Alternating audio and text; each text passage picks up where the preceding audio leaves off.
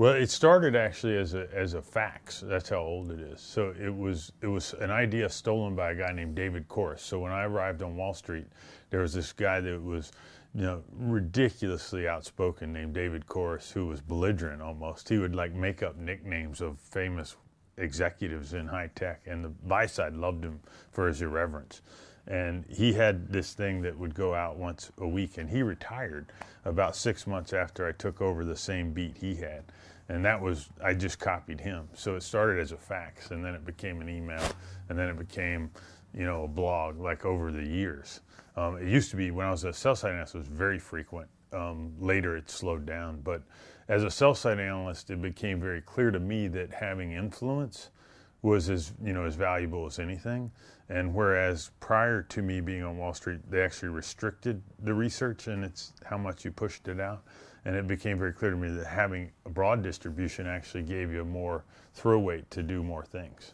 Anytime you sit down and write something, there's an interesting Bezos interview on Charlie Rose where he talks about he requires his executives to write 6 pages of prose to bring into each meeting, and then everyone reads it. And he argues that going through the thought process of organizing something into that long of a narrative actually requires you to sit down and think about it a lot more detailed than you would putting 3 bullet points on a PowerPoint slide. And I think it serves that purpose for me when I'm thinking about where we're going to invest, how we're going to invest, how we're going to advise the companies I work with.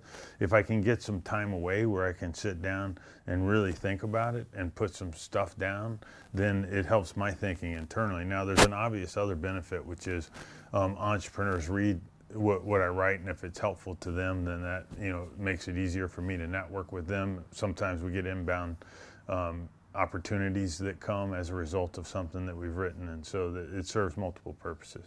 I think almost everything that I write about is at least 6 months in the making. So it's kind of at the end of me maybe having used it for my own personal uses, and I've thought through something in a very detailed way and come to some kind of conclusion that I feel will offer something to the community that will be perceived as valuable. You pointed out that my blog posts are somewhat analytical, and I think having come from Wall Street and someone who understands finance and understands investing and has kind of I have a knowledge of the history of investing. I've read a lot of Buffett and Graham and Dodd and those kind of things, and I do feel like there is a need for me to provide analytical clarity, and I also think there's a certain amount of credibility that comes from that.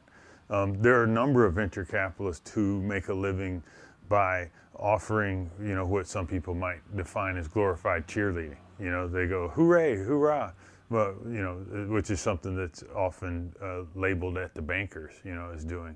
And I think for certain entrepreneurs, that's what they want, that just someone to pat them on the back. But there's another type of entrepreneur who wants to be pushed, who wants someone to think about things differently than they have, who wants to have someone who's going to help them maybe implement something they didn't before. And I think those are the types of entrepreneurs that I gel best with.